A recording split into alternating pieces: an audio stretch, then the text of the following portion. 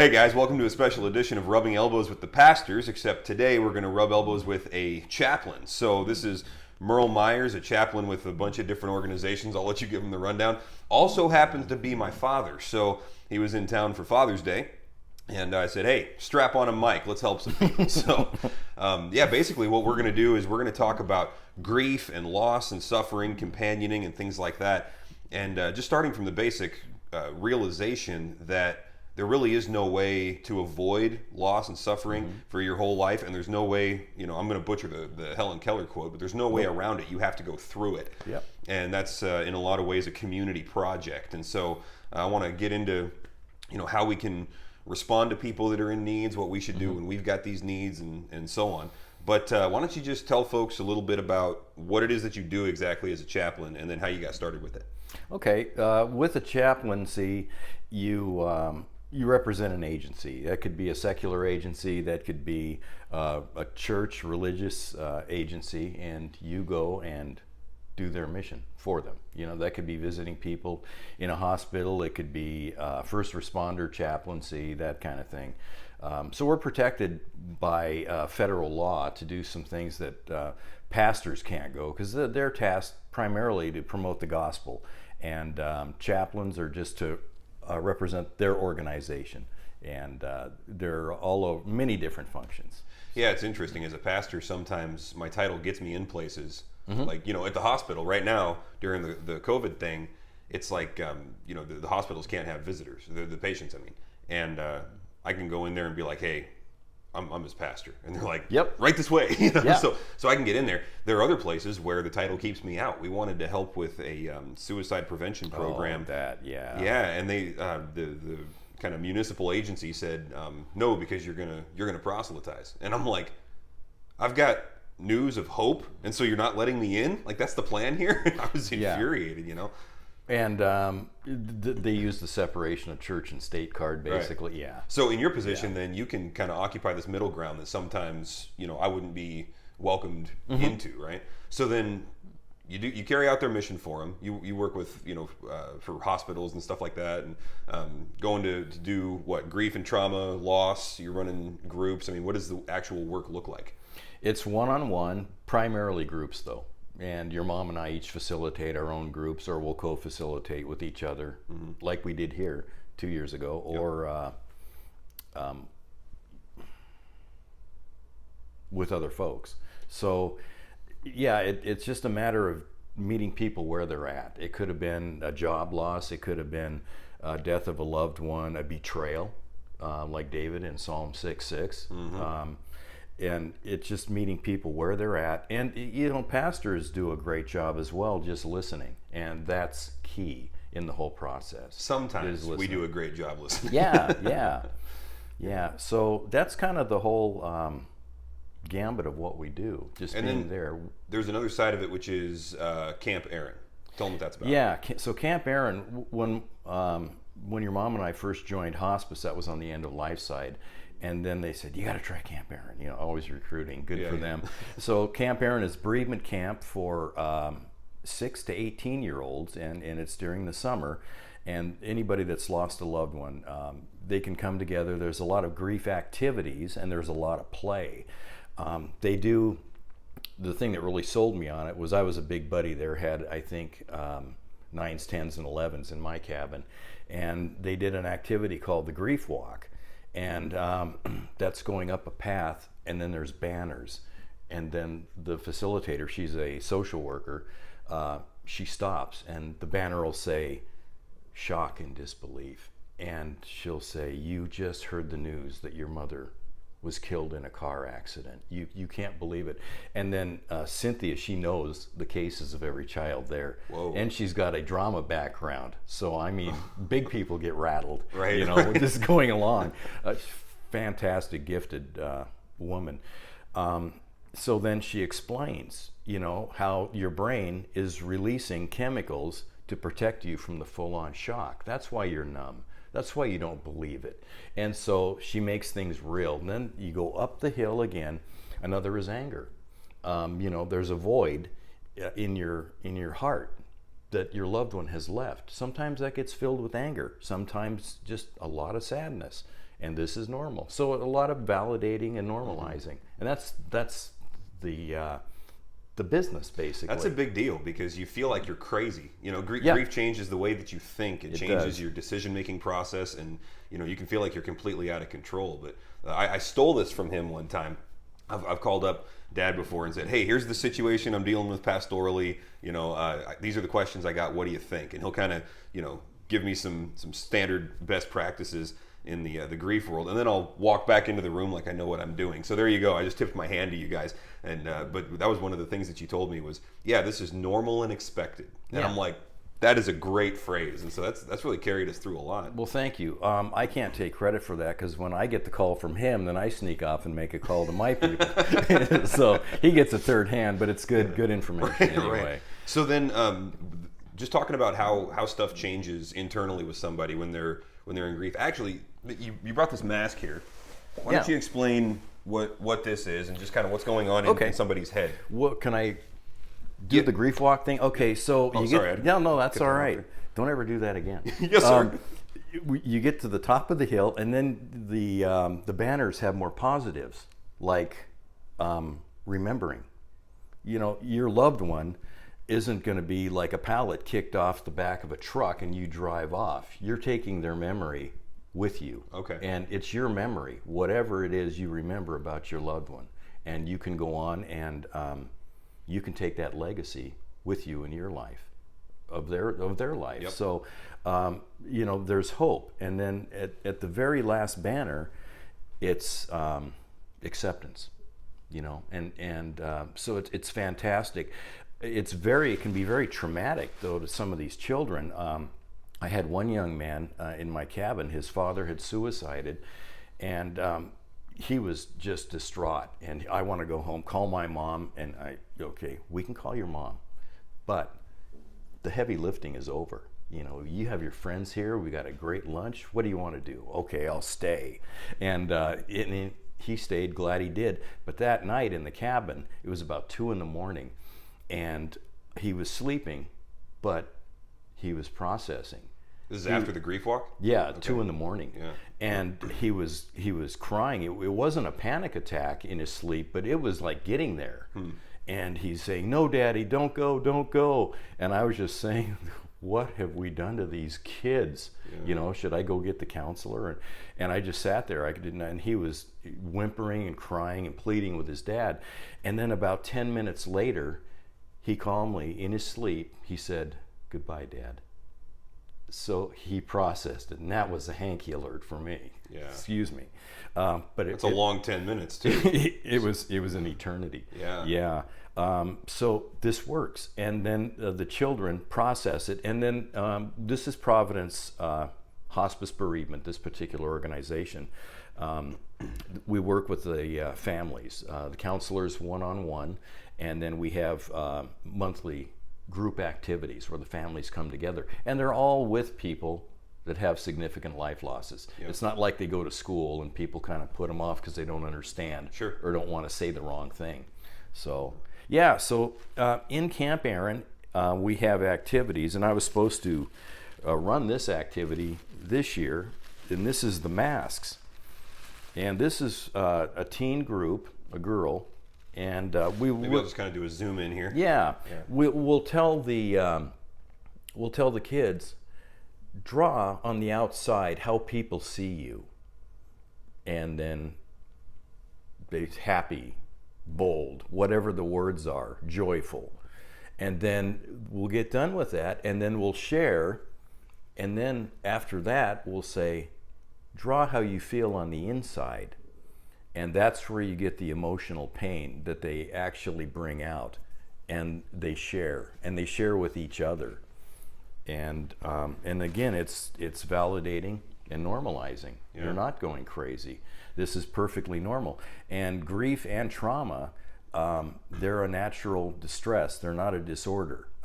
They've gotten wise in psychiatry now, I believe. They've dropped the D for disorder on PTSD because it's a natural distress. Because you were in a combat zone, you saw your mom get abused, or you were abused. So that's a normal and natural distress. So it's handled that way.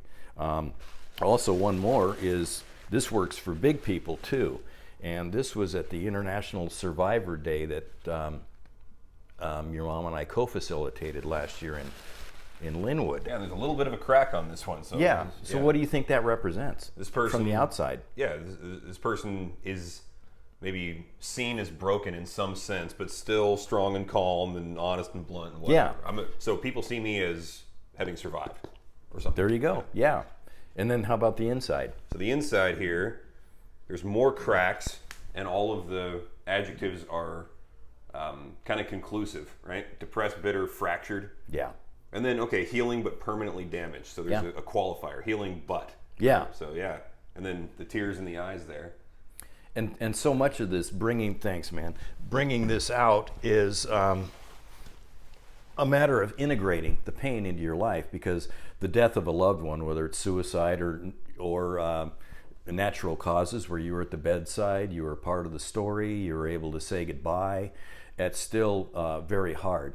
But that tends to eclipse your life. Their death eclipses your life. So we integrate the loss with the good memories, and it builds a mosaic. Okay, so let me contrast two ways of dealing with the pain in the world, and then we'll kick this around and see what's right and what's wrong here. You've got on one hand kind of an Eastern, we'll call it a New Age Buddhist approach, right, where the goal is to escape it. Yeah. Or to maybe deny it or something like that. Avoid. There you Yeah. go. Pretend. I don't know. On the other side, you've got the book of Job when his friends were doing it right. Okay. Yeah. So with the avoiding side of things, I'll just give you my reflection, and you can shape this or tell me I'm totally wrong. It's okay. I've always seen that as kind of actually dehumanizing, because something about grief and pain actually serves a function in the human experience. You know, we're not machines that just put out a certain product with a certain stimulus or input, right? And so we're supposed to interact with the world as it actually is. And if we spend all of our time trying to transcend, the suffering, then we're missing out on something that actually makes us human. And I don't know the best way to explain that, but there's something about it where it's like, that's really tragic when somebody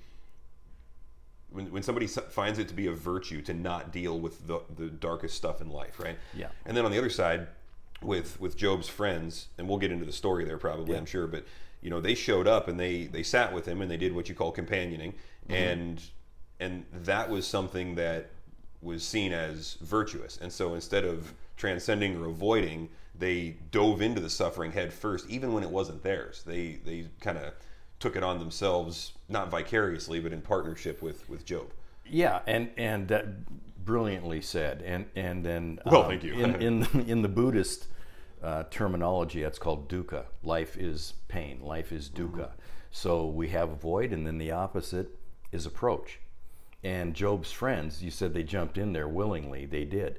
But Job invited them to join him in his frame of reference. Okay. Join me in my horror. He lost his children. He lost his cattle. Yeah, I should give a rundown. If you're not familiar with the book of it. Job, basically the story goes like this. This guy was on top of the world. I actually read an interesting theory recently that he was the fourth king of Moab that's mentioned in whatever. So he was a king or a prominent figure. I was there. It's a fact. He was So oldest book in the Bible.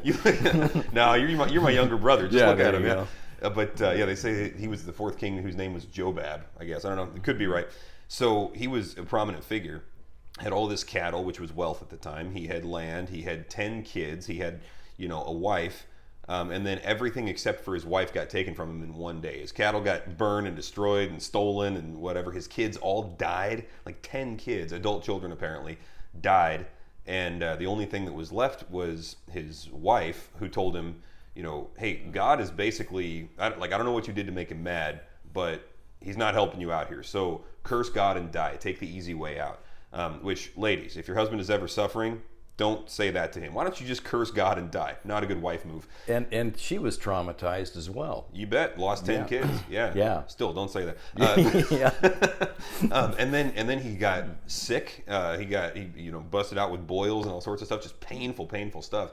And it turns out that behind the scenes, God was letting Satan wail on him to show, essentially what faithfulness actually looks like. And And there was this whole meta narrative playing out in the spiritual realm, but Job never got to see it. He just saw what was right in front of his face. So he's suffering. He's got 3 friends that come in, and they sit with him for how many days? 7. There it is, 7 days and 7 nights. And, yeah, we looked that up. So they sit with him for 7 days and 7 nights, and they didn't say anything. They companioned with him. They entered into, they approached his suffering. And then they started talking, and they started lecturing, and they started trying to analyze and tell him. Judge. Yeah, they judged. They said, well, here's what you did to upset God, and here's why he's taken out all this retribution on you. And then God got mad at them, and he said, if Job doesn't pray for you, I'm going to kill you because you have not spoken of me what is right. Interestingly, a lot of what they said about God was correct. They've got this beautiful poetry. They got all this majestic praise of God, and most of what they said factually is true, but that's not the way the truth was meant to be used. And so they were held responsible for using a correct statement in an incorrect way to hurt somebody, and it wound up having the same effect as a lie.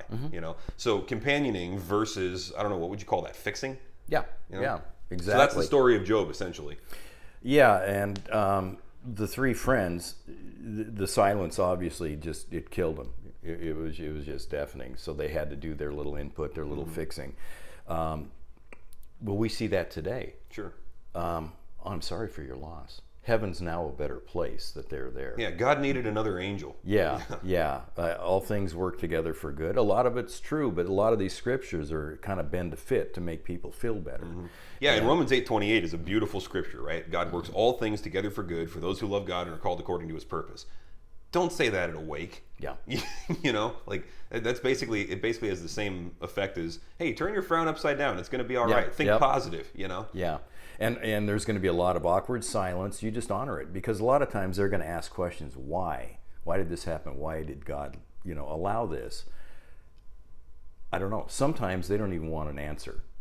They just want to be able to ask the question, because we got to bring curiosity and humility with us whenever we do this, because they certainly have curiosity and humility. I find that sometimes they do want an answer in the moment, but when they get it, they don't remember what it is later because they're mid-process and they got so much going on. And so it's like, it was kind of they wanted an answer, but I need to know when it's actually not time to provide one, right? Because they're not going to know that. They got a lot going on, right? Yeah. So we need to know as the companions. Yeah, and you can't break it with silence. It's impossible. With trauma, Dustin, you started off with everything Job went through. And in the book of Job, it has a lot of effects of trauma that he went through. And I'm going to try not to defer to my list here.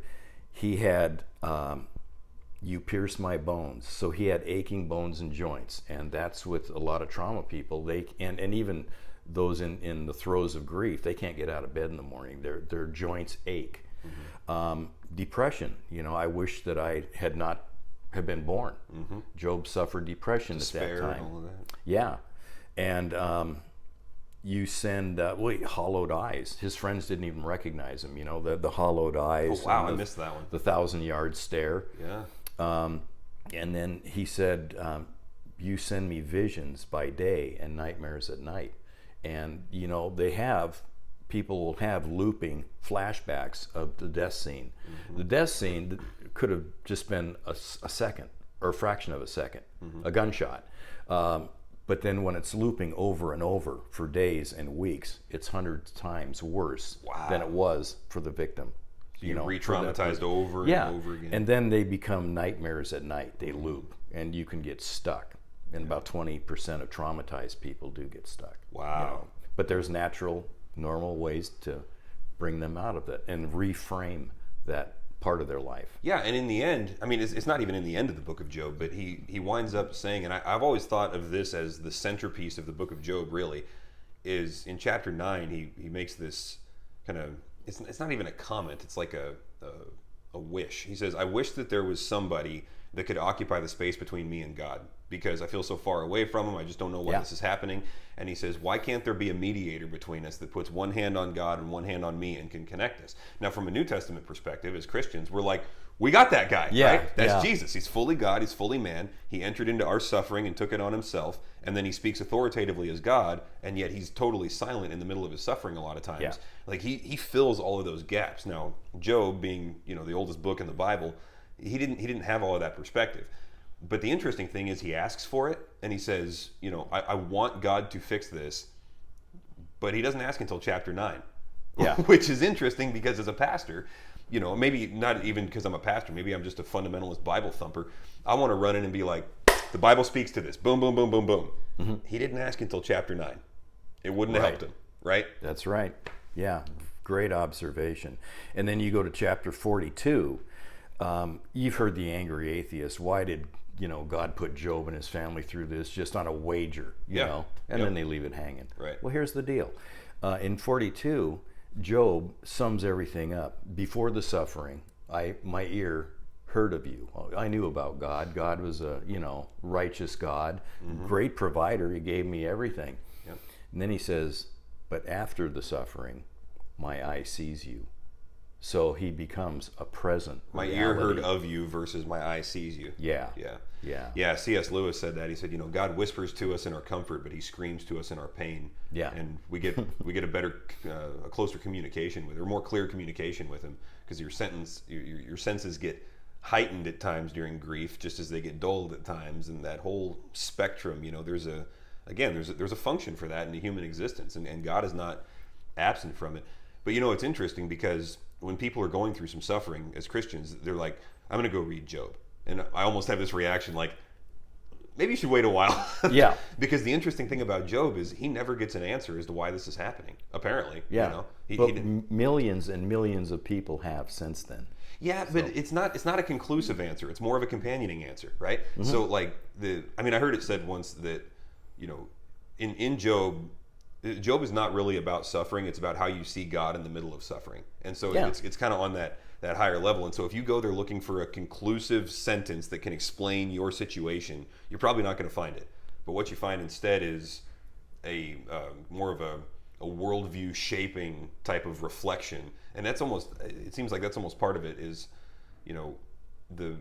that dialogue of the why and the how and all that process and the stuff that he goes through. That's just as much the point, maybe more, than any answer you're going to get. It's about the journey. And the companioning. Yeah, and we're made to go through suffering, and we're made to heal. We're made to heal. Explain that. We don't have to have a bandage on our arm when we have a cut for the rest of our lives, because we heal. So you're saying the same thing happens internally? Yeah, emotionally. Yeah, and it's been said the distance between success and failure is 14 inches. The distance from the head versus the heart where the grief resides. And that's where you have to address and process. The intellectual and the spiritual, the person will bring that in their own good time. But what are we going to do with the pain and the emptiness? Yeah. So when you're a chaplain, then you've got a different approach to spiritual matters, because you're not going to shy away from the gospel, but you've kind of got a methodology that you've got to go with where they bring it up first or something, right? Whereas when I walk into a room, I'm the Jesus guy. We all know where this is going, but with you're bringing comfort and help and helping people process in a lot of situations, regardless of what they believe. Because atheists typically don't turn to me. They might intersect with somebody like you.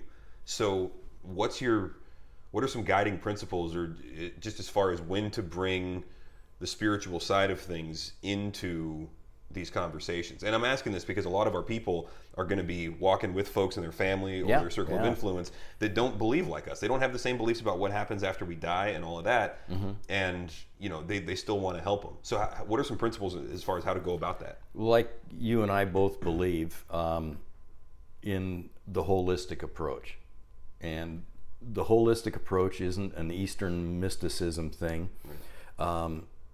It has to do with the body. So for the body, you get a physician. For the mind or the emotions, you can get a counselor, a therapist, And for spiritual, you can get a clergy or a spiritual community. So you have all of these set, then you can be whole or holistic. And it's not W-H-O-L-E, it's H-O-L, like holy, hagios, to be set apart. The image of God is more than just Bible knowledge, right? It's mind, body, spirit, all of those things. Yeah, and you can access that through Scripture and good teaching, of course, which people get in this church. But it is that kind of approach. So you have to be separated from something and then separated to something, and that the spiritual community is a big part of that too. It can be people within the church that the pastor doesn't have to be the companion. There can be focals, one point of contact that can make sure that people are sent to the right groups or the right services in the community. Yeah, and the pastors shouldn't be everybody's companion, because they should have close relationships with other people. And also, like, if it's a lady, you know, like let's say it's a lady that's my age, I'm not going to go and be her go-to, right? That's not healthy. There's all sorts of problems that go with that. So the whole body of Christ comes into play, you know, in this situation. So. Yeah. So as a chaplain, I can go ahead and refer people to a spiritual community.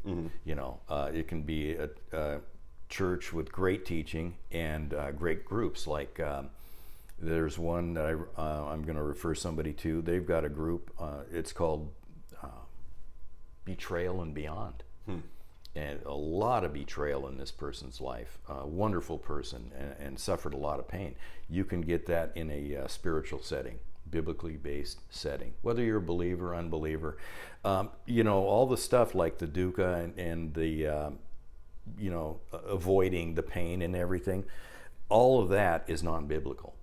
Everything that works, like Job's friends, starting off right, you know, all the good principles used by believers and unbelievers are in the Bible. Yeah, So, it's like God made us, and He explained us really well. Yeah, you know? So, yeah, the owner's manual. Yeah, there you go. I heard a thing. It's not a great summary totally, but helpful at times. You know, BIBLE is basic instructions before leaving Earth. Oh yeah. And one of them is sit with your friends that are hurting and shut up for a while. Like, it's okay. Yep. So how do people know then when it's time to start talking? Because you don't want to stay silent forever, right? At some point, we have comfort. So I told you this story when we were driving here, right? I heard I guess you could call him a pastor. He called himself a pastor. We'll go with that. Yeah. So he was a pastor giving a little sermonette deal on, you know, grief, and he said, when I'm hurting, I don't want somebody to share some kind of good news with me. I just want to know that they care. And I'm like, you just told me you don't want the gospel? Like, you're a Christian, you know? And I'm thinking, like, the Holy Spirit's title is the Comforter, or at least one of his titles, you know? Yeah. And so at some point, we should be ready to extend that to people. What are some guiding principles about where we've crossed the line where it's okay to start talking? I think a lot of that you're going to kind of feel from them. Okay. Yeah, if there's kind of a positive response, a lot of times I'll just summarize back in just a little different language than they explain something. Oh, so what you're telling me is, yeah, and then you can have open-ended follow-up questions to keep bringing that pain out, and then, you know, you can again validate what they said. So when you start talking, it's in an effort to get them talking more. Okay, gotcha. Yeah, so it's not stuffed down in here and, you know, festers and resurrects in a form that you're not going to understand. You're processing it. You ever have that moment where you say almost nothing and they walk out like, you just helped me so much with everything you just told me, and you're like, I didn't tell you anything, you did all of that. Yeah, I was at the Virginia Mason. It's psychological trauma there. Dr. R and Laura T. They're some of the best in the world at this. They had some homicide witnesses walk out, and they were there for guidance, and they said, I feel so much better. I just can't believe this. And then after they left, said their goodbyes with the therapist, she goes, I didn't say a word, you know? And that's how this works. That's the beauty of it, you know? So.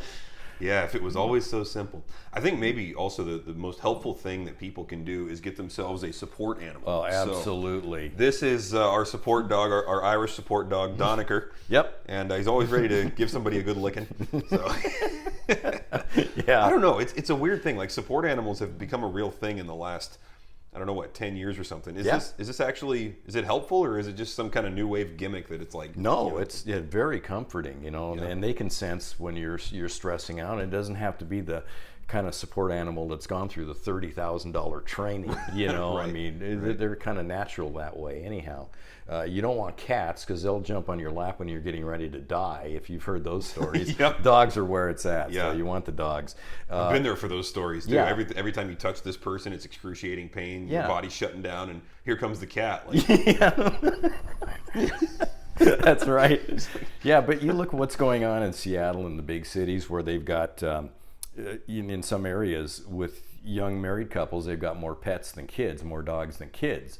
Because first, you don't have to put out the emotional risk, the vulnerability of being rejected after 18 years of pouring your heart out to a child. They could just say, heck with you, I'm going to do my own thing. A dog's not going to do that. So you get a payoff for petting the dog or having the dog put his face on your lap. Sure. So waiting for you when you come home, that kind of thing. Yeah, letting him out of the trunk. He's not going to yell at you like others. And report you and all that kind of stuff. Yeah. Right. So no, there's payoff for having puppy dogs. Yeah. So if and they're at Camp Aaron too. Oh yeah. Oh yeah. Yeah. Yeah. There's also not the I mean, dogs are not children, right? Here's the thing though. A lot of times, I think we will transfer our emotional needs to our kids because they make us feel better. Because having your kids around is a good thing. We love our kids, right? And sometimes if we lean on our kids too much for emotional well-being, like, hey, come here and sit with daddy, you're making me feel better or whatever, that's a really unhealthy load to put on them. And so I think you can kind of zoom out and see that as a microcosm for what we do a lot of times is we call people in when we're suffering to make us feel better without realizing that this may be causing secondary trauma to them in some way, And so as people in the church, it's like we should be ready to be those people that are called in so that we're ready to not be traumatized and not carry the weight of what they're, what they're carrying, so that it starts messing with our ability to sleep and process and all that kind of stuff. And that leads to cutting with young people, usually girls. They're the go-to people. They've got more wisdom than anyone else their age in that setting. And so people come and just unload. Yeah. Middle school and high school especially. I mean, people reach out to their friends. They go to their friends before parents, before counselors, certainly before pastors, And so the friends end up carrying a lot of each other's emotional burdens. Yeah. In the church, the pastor's the person that's most likely going to be approached, and that's a good thing. There was something else. The study, we've talked about this before, in 2000 in Israel, they had 350,000 Holocaust survivors, and they were getting re-traumatized, and their adult children were getting secondarily traumatized, and grandchildren. They didn't know what was going on, and they figured out, Dr. Nathan Kellerman did a study, and when they got out of the concentration camps, the death camps, they went back home and they went to work. They got jobs, they got married, life went on, and they kind of put the horrors in the background. As they retired, their spouses died off. They no longer had their support network, were becoming isolated. All the horrors and the depression and the trauma came back. Really? Now, was that incremental, or was it kind of a flood? Or just case by case basis? How does that work? It was incremental. Or no, I'm sorry, it was a flood. It was a flood, because you're still hearing from Holocaust survivors about being locked down with coronavirus. Oh. That's kind of coming back. You have isolation, you have distress. Both of them on their own are terrible. You put them together. Wow. That's huge. a cocktail. But they found, they found that just trusted listeners that listened to their story over and over and over again is what helped them, because they weren't there to fix it. They were just Job's friends the first 7 days and 7 nights. And then they found that the death camp survivors, their story would go farther back to when they were in university, when they were growing up. You mean like upon the multiple retellings, they would go further back with each one? And it would reframe. The horror was reframed into the life. The horror was here and within the life. So it's almost like, to go back to what you said, we're made to heal. Yeah. But it takes certain ingredients to be able to do that, and one of them is a trusted listener. Yeah.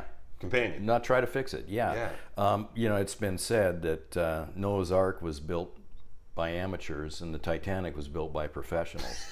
So you don't have to. There's more where that came from. That's going to make it into a sermon. Yeah. Okay. Soon. All right. Yeah. So the professionals fail. A friend of mine, his adult daughter had suicided, taken her life. She had an IQ of like 162. She had a Harvard psychiatrist, and the Harvard psychiatrist is feeling pretty good about it. The girl figured out how she was and when she was going to take her life. So there was a calmness. The psychiatrist thought, hey, I'm pretty good at this stuff. And then at the end, after the death of the young girl, a young woman, the psychiatrist said she had me fooled. Whoa. You know, and you know, counselors, psychiatrists, they're in a different realm than the companion. Yep. But you can be a companion, and you can have the success. And it's a long process that can take months, years. And you know, people I work with, the agencies that allow me to communicate by phone with my number, they can call me anytime. I'll be available for the rest of their lives. Yeah. You know? Yeah, you got a text from one of your guys while you were on the way here. Gosh, yeah. For Father's Day. Yeah. Oh, that was wonderful. Yeah. Yeah. 'Cause he had lost his son or something, right? Yeah, it was a suicide, and it was almost catatonic where he couldn't talk about it. You know, now it's little by little, little rays of light just pop more and more, and Yep, so that little tiny text was a big deal. Oh my gosh, yeah. Yeah. And even though it's a death with a shock that, of course, like we said, we don't have a part in the death. It's also, I've never seen one where it was out of selfishness. It was always out of pain. They're so good at masking pain that a spouse isn't even going to know many times. And so just being able to get that information and to put that in the right file in the brain, you know, you don't have to blame yourself. You know, you don't have to know why, or you know, I should have, well, you know, the hindsight guilt. You know, but that has to be processed. That's not wrong. And we don't say, don't feel guilty, because I'm not you. I don't know how you should feel. Right. But if there is guilt, let's talk about it. Let's process it, because that's going to be just like the horror story in the death camp. Guilt is going to change, and it's going to, you know, it's going to find its place in the whole. Yeah, and sometimes, I mean, I was dealing with one situation, and it was a suicide, and somebody actually said something like, you know, this would be a better place without you, or something. The person goes off and kills themselves, and they felt guilty. Now, what am I going to tell them in that moment? Oh, you had nothing to do with this. I mean, it was, they didn't pull the trigger, right? It wasn't their fault in the end. It wasn't their decision, but there was a participation there. And so I could lie to them and say, you know, hey, this has nothing to do with you, or we could categorize and help process properly, and, you know, let people take the information as it is. And one is based in reality, and the other's not. But yeah, you got to apply that with some love and some compassion and skill and timing. Yeah, absolutely. And you know, it doesn't have to be done in one session. I should have said this. They said this. Why didn't I say that? You know, that's out the door. You know, so many times on the end of life side at hospice, you expect someone's going to die with the last visit that you have with them. So you know, we talk a lot about with everybody.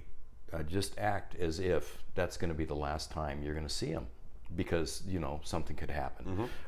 You know, so there's always arguments in the heat of the moment, married couples, friends, and then something tragically happens. You know, but that wasn't an intent for them to go. It was just another heated argument. Yeah, you bet. You know, normal part of life, really. Yeah, you know? yeah. So then, from a Christian perspective, we see suffering not just as a part of life, and actually, I hate to say it this way, but a valuable part of life, you know, which is not to say that we should enjoy it, but there is something, you know, something that Christians will lean into about suffering, because our example is Jesus, and he was the consummate sufferer, right? Yeah. And it's interesting about that, because he suffered voluntarily. Like he didn't cause the problems that he came here to solve, and yet he jumped in and bore the brunt of it. So what lessons can we learn from watching Jesus engaged suffering in various ways. So sometimes he healed people and said, I'm going to take away your suffering right now. I'm going to raise your dead son, or I'm going to heal your mother-in-law, or whatever. And then the spiritual. Then he works on the spiritual. There you go, right. He uses that as an open door. So sometimes he fixes it, which we usually don't have the power to do. Sometimes he stays silent in the middle of it when he's on trial for his life. Sometimes he openly weeps in public because he's like, this is not the way it's supposed to be. Sometimes he yells and gets mad at people and says, hey, Jerusalem, like Matthew 23, right? I would have gathered you together under my wings as a hen gathers her chicks. You wouldn't do it. And he's lamenting, right? Yeah. And sometimes he just kind of sits and watches, right? So he's got all these different approaches. How does maybe this is too psychological with Jesus. I was going to say, how does he pick an approach? But how do we help people know what approach is right for them at that moment? I think it was your second or third example, the shortest verse in the Bible, Jesus wept. Yep. So he knew he was going to raise Lazarus in 10 minutes, Yeah. but he went and wept, because that was emotional. He lost a dear friend. Mm-hmm. He did not intend when there was creation, Jesus, the Yahweh of the Old Testament, did not intend for man to fall, and did not intend for death. Yeah, this isn't how it's supposed to Yeah. be. So he weeps, he expresses the emotion, and then he handled the spiritual. But they found Lazarus's tomb. He became Bishop of Crete. Did he? 900 AD, and the marker said Lazarus died twice, friend of Jesus. Died twice. See, I always felt bad for him for that part. So he tried to kill him again. They did, yeah. They were like, we got to kill Lazarus. I'm going like, to Crete, yeah. That's your plan? Kill the dude that won't die? Yeah. Those Pharisees were losing it, man. Oh, man. Got a bunch of degrees around that table. And, all right, what do we do with this undead guy? Let's kill him. Yeah. So the apostles are like, you go hang out with Titus down there and fix those guys up. Yeah. Poor fella. Yeah, so I think the big takeaway there from watching Jesus engage suffering is don't shy away from it. Stick your hand up and volunteer. Jump in with somebody. Exactly, and it was exhausting because he had to just go sleep and pray. By himself. But then Paul Breckel explained to me sometimes you want to be close when someone's grieving. Sometimes you want to be on the other side of the room, or like Jesus and the disciples, have them in the garden over there. Yep. So you kind of learn the space and how to hold their space while they're going through that. Just that's being a big there. point. Yeah, just being there. Yeah, because then it's possible to smother people also. Yeah. Because you're testifying to their pain, and so that's making it real.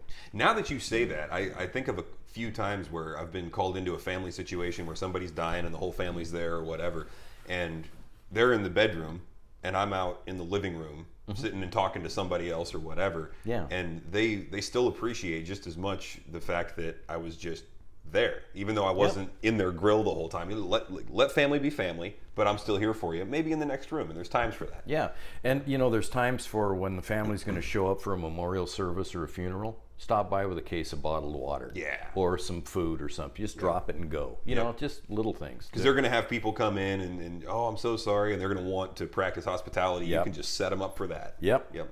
Yeah, great. Well, there was a quote that you read me about people being with people and suffering, and I think we were planning on bringing Henri. You want to close with that? Yeah, thank you. Yeah, so this is a reflection. I read reflections in groups, and there's some wonderful ones out there. This is by Henri Nouwen. His first name's spelled Henri.